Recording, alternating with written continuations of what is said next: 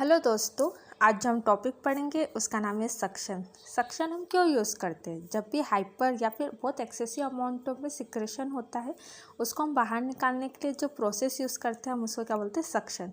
Suction जो खींचते हैं उसका मतलब क्या होता है? वैक्यूम क्रिएट करना। तो जो सक्शन है उसमें वैक्यूम होता है और किस प्रिंसिपल पे काम करता है? तो नेगेटिव प्रेशर पे काम करता है।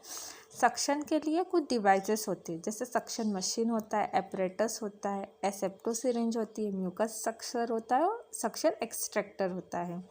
जो सक्शन करते हैं उस टाइम पे हम कैथेटर इंसर्ट करते हैं। तो हमें प्रेशर कब अप्लाई करना है? जब हम कैथेटर को विड्रॉ करें, जब हम बाहर निकालते हैं उस टाइम पे हमें क्या करना है? प्रेशर को अप्लाई करना है। हमें कितना इंसर्ट करना है? जब तक हमें रेजिस्टेंस फील ना हो जाए। यदि प्रेशर की हम बात करें तो ये सिंपल ट्रिक्स हम याद कर सकते हैं, 20, 40, 60, 80 और 100।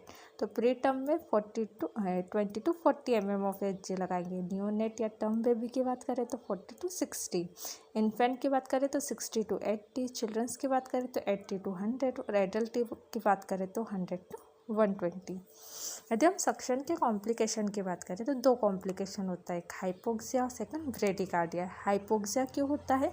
यदि हम किसी पेशेंट को हाइपर ऑक्सीजनेट नहीं कर रहे या प्रोलॉन्ग टाइम पे यदि हमने सक्शनिंग कर दी है तो उसको हाइपोक्सिया होगा। और ब्रेडिकार्डिया क्यों होगा? क्योंकि वहाँ की जो वेगस नर्व है उस इंस्टिमुलेशन की वजह से वहाँ पे ब्रेडिकार्डिया होगा। ड्यूरिंग सक्शन हमें कुछ की पॉइंट को समझना चाहिए या फिर याद रखना है। यदि हम सक्शनिंग करवा रहे हैं उससे पहले हमें पेशेंट को हाइपर ऑक्सीजनेट करना है। हाइपर ऑक्सीजनेट कितने ड्यूरेशन के लिए करेंगे? मिनिमम 30 सेकेंड के लिए और मैक्सिमम 3 मिनट के लिए।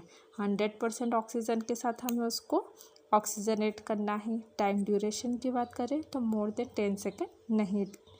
देन 10 सेकेंड से ज़्यादा हमें सक्शन नहीं करना है। सबसे पहले हमें माउथ का सक्शन करना है, सेकंड हमें नोज़ का करना है। इसको याद कैसे रखेंगे? मेल नस, M for mouth, N for nose. It's all about suction.